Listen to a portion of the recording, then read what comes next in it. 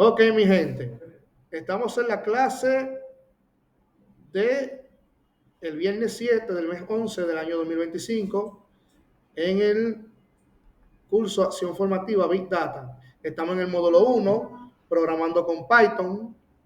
Bien, entonces, yo voy a abrir este proyecto.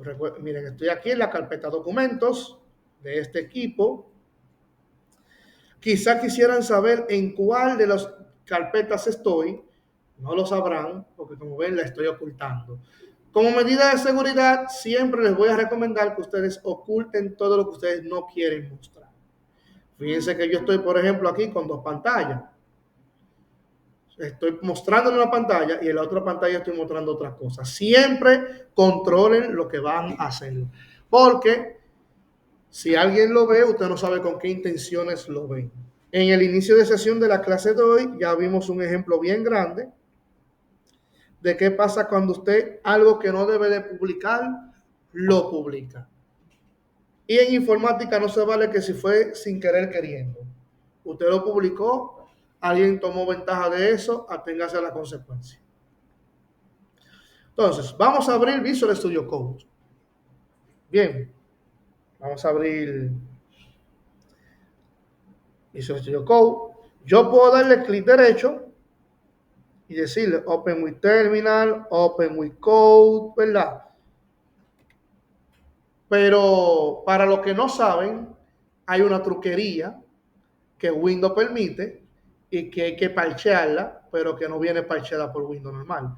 Y es que en cualquier carpeta donde usted esté, en cualquier carpeta donde usted esté ubicado, usted se va a la barra de direcciones, borra y escribe CMD, le da Enter y abre la terminal de comandos en la ruta actual donde usted se encuentra. Y usted dirá, ¿cuál es la importancia o cuál es la vulnerabilidad de esto? A través de la terminal de comando, tú puedes escalar privilegios, tú puedes ver información que no se ve a través del explorador de Windows, puedes ejecutar comandos para prácticamente todo. O sea, que puedes tener el control total del computador. Esto hay que parchearlo porque se supone que un usuario común no debe de tener acceso a herramientas de administración y de control. Y esto es algo que viene por defecto en todos los usuarios. O sea que manualmente hay que hacerlo. ¿Cómo? No lo vamos a ver en esta clase. Lo veríamos en la terminal de comando en el canal de YouTube.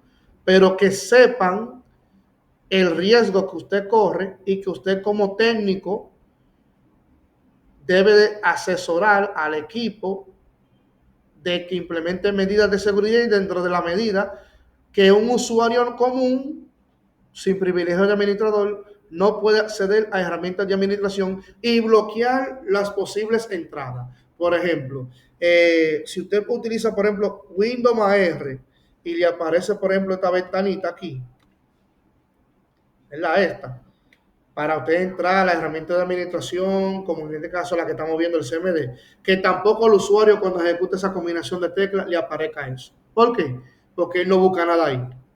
El usuario está para utilizar los programas que usted le permita y para entrar a las carpetas que usted le permita, no más. Y para entrar a los sitios web o a las aplicaciones que usted le permita, no más. Si usted le da acceso más allá de, aunque usted lo vea como algo inofensivo, en algún momento ese usuario pondrá un nuevo que le va a permitir a un hacker externo a través de hackear ese usuario o de un archivo que ese usuario descargó, hackear el sistema. Entonces, por esa razón uno tiene que bloquearle al usuario todo lo que él no vaya a utilizar y monitorear todo lo que él sí va a usar, ¿verdad? Para que eso que sí él puede utilizar esté monitoreado y esté auditado, de modo que cero tolerancia, ¿de acuerdo? Entonces, para yo abrir Visual Studio Code desde esta ruta, yo vengo, escribo code, espacio y un punto, para que él me abra el Visual Studio Code en esta misma ruta.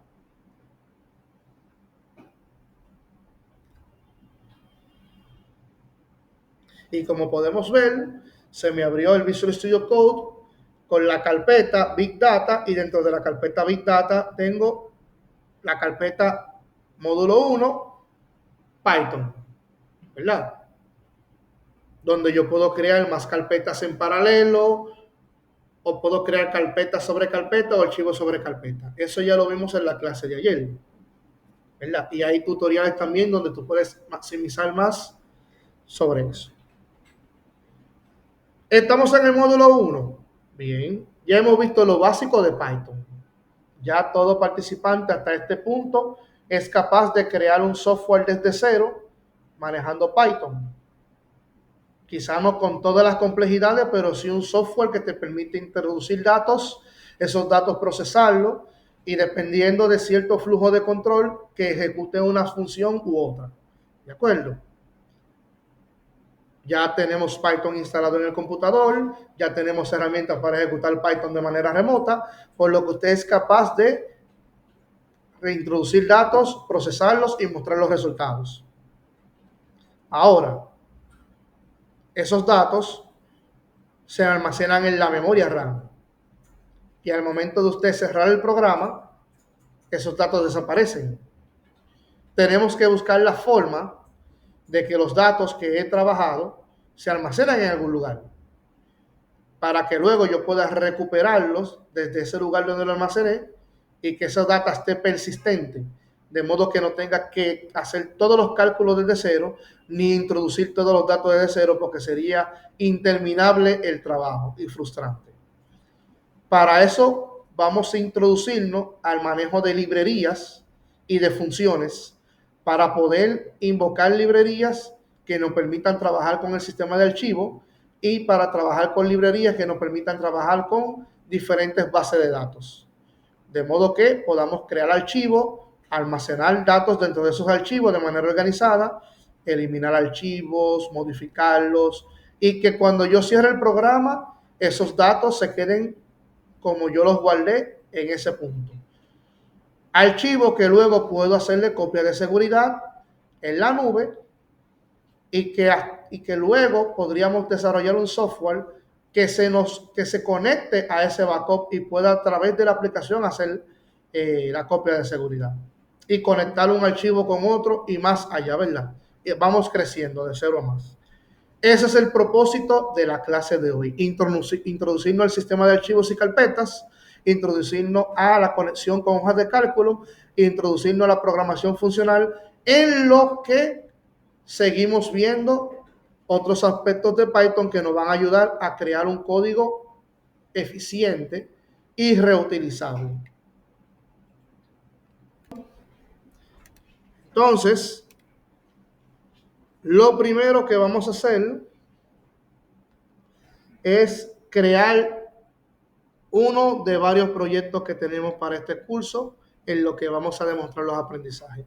Voy a seleccionar mi carpeta módulo 1 Python y voy a crear un proyecto o una carpeta que va a contener el archivo con el proyecto. En este caso lo vamos a llamar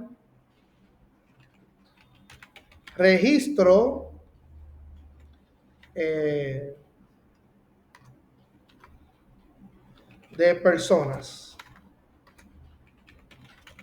¿verdad? Registro de personas. Ya después le podemos arreglar el nombre a la carpeta, ¿verdad? Pero por ahora es lo que me llega a la mente. Registros, personas.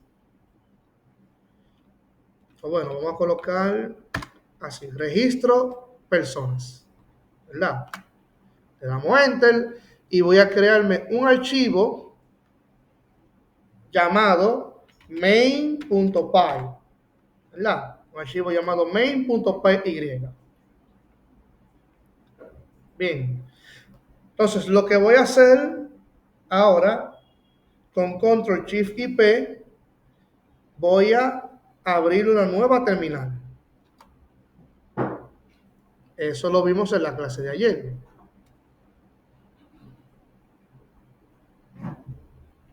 Voy a darle un poquito de zoom.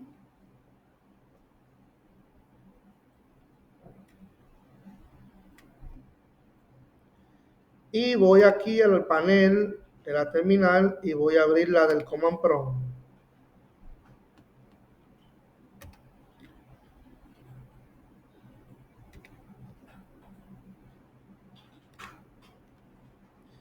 CLS para limpiar.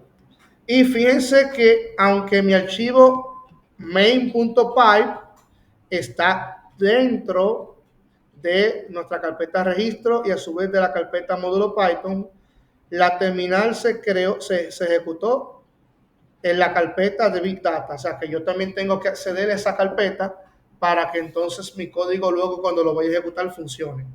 Con el comando cd de change directory para actualizar la ruta actual respondiendo a una de las operaciones que el computador debe hacer.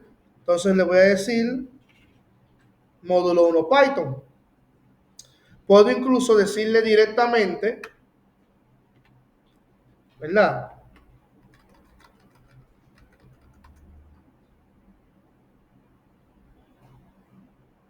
Registro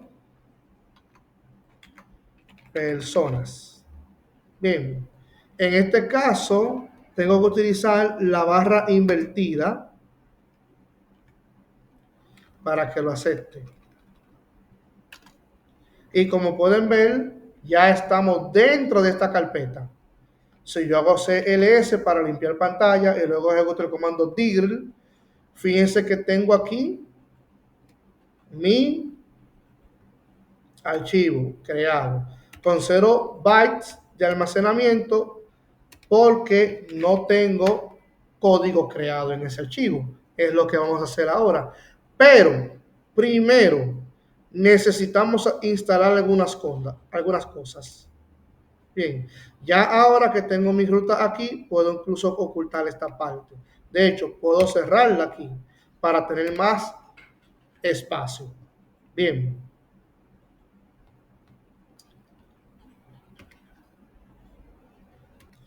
Entonces, lo que vamos a hacer ahora y lo que se debe hacer en todo software que se vaya a programar es importar o incluir las librerías que vamos a utilizar. En programación, si existe un código o un bloque de código o librería que ya soluciona un problema, lo correcto es utilizarlo, ¿verdad? Ahí aplicamos la regla DRY, don't repeat yourself, o no te repitas a ti mismo, no reinventes la rueda. Si ya hay, si ya hay una solución, use esa solución. Bien, lo único que tiene que utilizarlo con ética y con las medidas de seguridad correctas. Pero ya no es válido hacerlo todo desde cero. Python trae librerías integradas. Por ejemplo, si nosotros ejecutamos el comando import, fíjense que incluso ya se colorea de una forma. La palabra clave del lenguaje de programación se colorea de una forma para que sea visual para nosotros distinguirlo. Bien, entonces yo le voy a decir CSV y fíjense que ya lo importó. Es decir, Python tiene librerías para trabajar con diferentes tipos de archivos. Si a usted no le aparece porque por algún tema de configuración o porque la versión suya no está, pues entonces debe de instalarlo. Bien, entonces esa será la primera librería que vamos a implementar. Otra librería que vamos a utilizar es import OS. OS de Operating System o el sistema operativo, porque queremos trabajar con el sistema de archivo, porque nuestro software quiere crear, editar y eliminar archivos y carpetas. Tenemos que entonces agregarle la librería que nos permite a través de este software conectarnos con el sistema operativo y mandarle comandos. Esos comandos que nosotros hemos ejecutado en la terminal, el mkdir, el dir, y eso, vamos entonces a hacerlo, pero a través de código. Y con el CSV, nosotros vamos a estar diciéndole el formato de los archivos que queremos crear. porque al final no queremos crear archivos de texto, tenemos que darle un formato. Bien, entonces estos dos los vamos a importar de primero. Entonces, también queremos trabajar con fechas y horas. ¿Por qué? Porque nuestro software va a almacenar registros y esos registros tienen que tener un tiempo en el que se registró. Entonces nosotros le vamos a decir from datetime, ¿verdad? Es decir, desde la colección de librerías, porque nosotros tenemos una librería llamada datetime, es decir, yo pudiera decirle, por ejemplo, import datetime directamente. Pero él me va a importar toda la colección de código que está en ese archivo o librería. Pero si yo no necesito todo para que ese software no pese tanto, recuerden que tengo que pesar en la parte de la eficiencia y la optimización, entonces yo le digo, simple y llanamente, from datetime, es decir, desde esta librería, importa las siguientes funciones.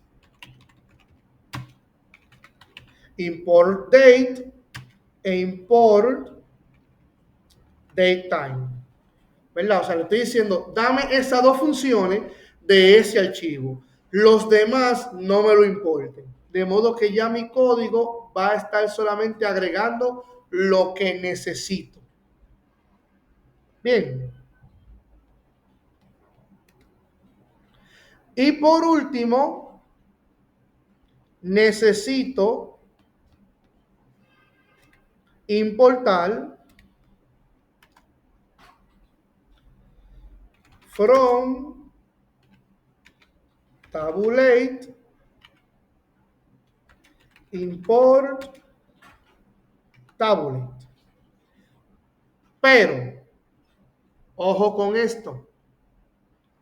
Cuando usted intente importar una función o un archivo y le aparece con las letras, con la línea curviada debajo, amarilla, dentro de esa función o librería y te dé este mensaje, import tabulate could not be resolved from source.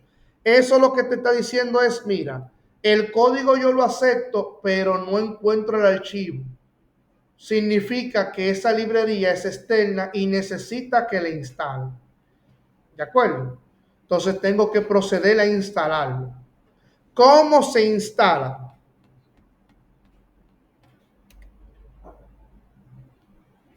En Python nosotros podemos instalar una librería con su gestor de paquetes. Si vieron la clase de ayer, se dieron cuenta que cuando nosotros le dábamos la configuración de instalación, había una opción que quedaba marcada que decía pipe o PIP. Ese es el gestor de paquetes de Python. Entonces yo quiero acceder a su función install, ¿verdad? Quiero en pipe instalar, ¿quién? Tabulate. Quiero instalar esta librería. Le damos Enter y va a iniciar el proceso de carga para conectarse al repositorio donde está esa librería para poder autenticarse, descargarlo y entonces iniciar con la instalación. Una vez se instale ese gestor, esa librería, vamos a ver cómo ya esta línea amarilla desaparece y ya entonces vamos a poderlo utilizar para ya tener nuestro primer bloque de código listo. Entonces fíjense cómo ya me está diciendo, miren aquí, collecting table, es decir, él lo está recolectando. Luego está utilizando esta caché y aquí tenemos el archivo que va a utilizar y lo que pesa, ¿verdad? Luego lo va a utilizar y luego entonces viene con la parte de la instalación. Está instalando el paquete Tabulate y luego me da el mensaje successfully installed Tabulate y me dice la versión que estoy utilizando. ¿De acuerdo? También me está diciendo una noticia, a new release of Pi, es decir, hay una nueva versión de gestor de paquetes de la 25.2, que es la que estoy utilizando, a la 25.3.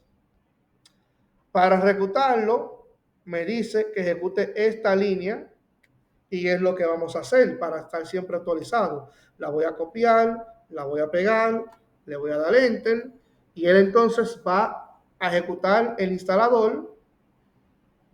Bien, es muy rápido de hacer.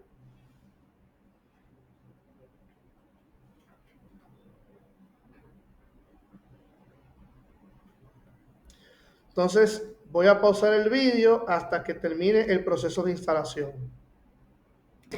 Bien, entonces ya se terminó la instalación, por lo que ya tengo mi gestor de paquetes instalado y actualizado.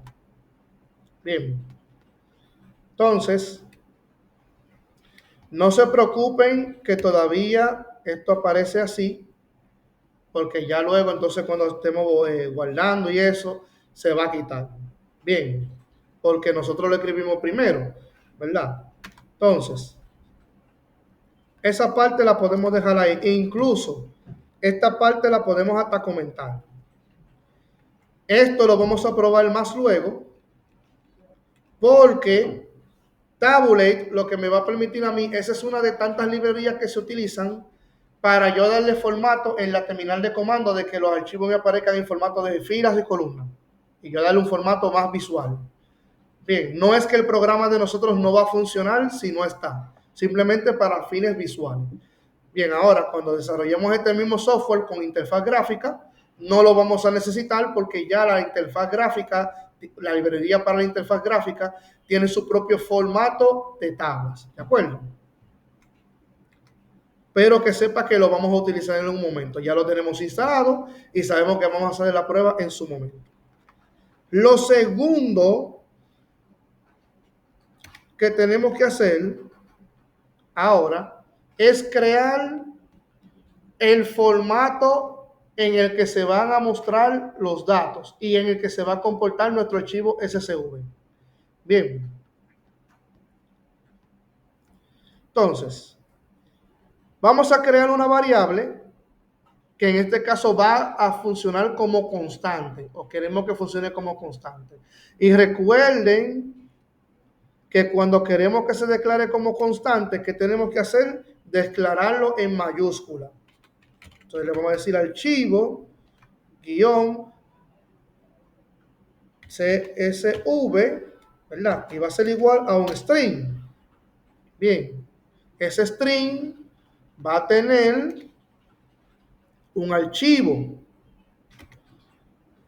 y ese archivo será el nombre que yo le quiero dar al archivo SSV cuando se cree. ¿Cuál va a ser? Registro personas.scv, ¿verdad? Porque le tengo que dar la extensión del archivo para que él sepa cómo lo vaya a crear.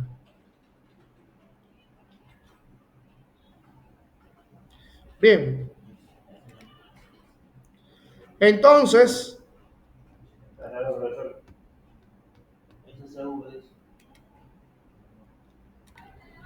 ok,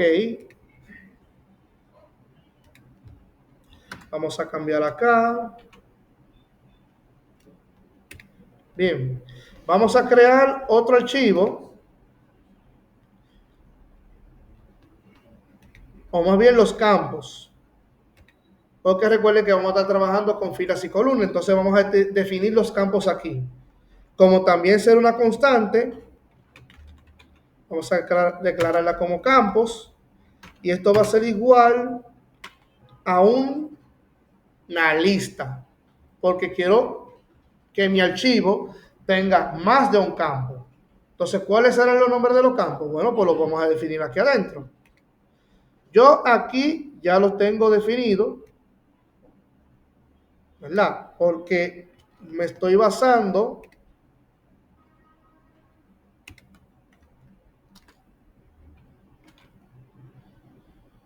en registros de una cédula o los registros personales, ¿verdad? Por lo que tenemos que tener, ¿verdad? Un campo ID, la cédula, nombre, apellidos, el sexo, fecha de nacimiento, edad, ocupación, empresa, tipo de contrato, si es asegurado, tipo de sangre, dirección, teléfono residencial y teléfono celular. Ya después de ahí usted le agrega tantos campos como usted quiera, pero creo que con estos campos tenemos información suficiente para que a la medida que las personas vayan llenando, yo ir haciendo ciertos análisis y ciertas comparaciones. ¿De acuerdo? Que lo vamos a hacer cuando nuestro software termine de crecer, porque estamos ahora creando justamente el módulo de registro. Este software hasta este punto lo que se va a encargar es de registrar y hacer la gestión de esos registros. Bien, entonces esos campos los estoy declarando en una lista que también se conoce como arreglo. Lo voy a dejar lo voy a dejar aquí en pantalla para darle tiempo a ustedes a que lo escriban. Pausaré el video y ya cuando todos estén ready, lo voy a continuar. Ok.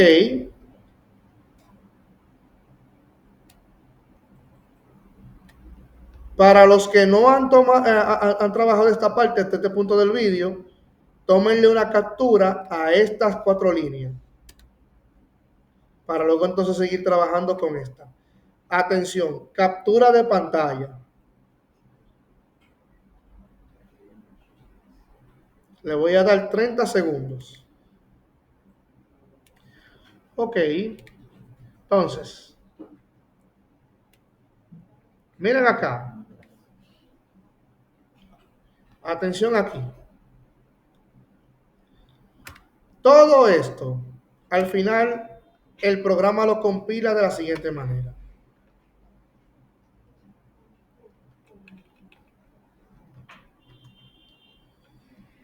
¿Verdad?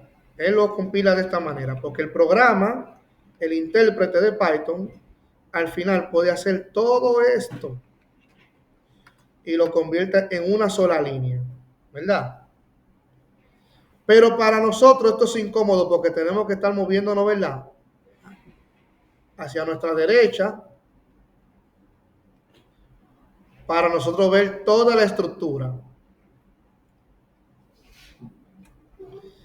Si ejecutamos la combinación de teclas Alt F4, él va a agrupar toda la estructura, todo el código dentro de nuestra pantalla, de modo que ya no tenemos que desplazarnos hacia un lado o hacia otro. Pero en el caso de las estructuras de datos, yo puedo presionar la tecla Enter, ¿verdad? E incluso puedo una por una tenerlas aquí. Y esto no afecta porque al final el intérprete, como sabe que todo esto está dentro de los corchetes, él simple y llanamente lo que va a hacer es que primero va a minificar. Y minificar significa que él lo va a convertir a una sola línea para luego ejecutarlo como un todo. Bien, o sea que el editor de código no permite esta flexibilidad, pero a la hora de la ejecución funcionará normal. Ahora, como son muchos campos, si le doy muchos enter, entonces voy a tener que estar lo mismo, pero a nivel vertical. Darle mucho para arriba y mucho para abajo. Entonces, al final,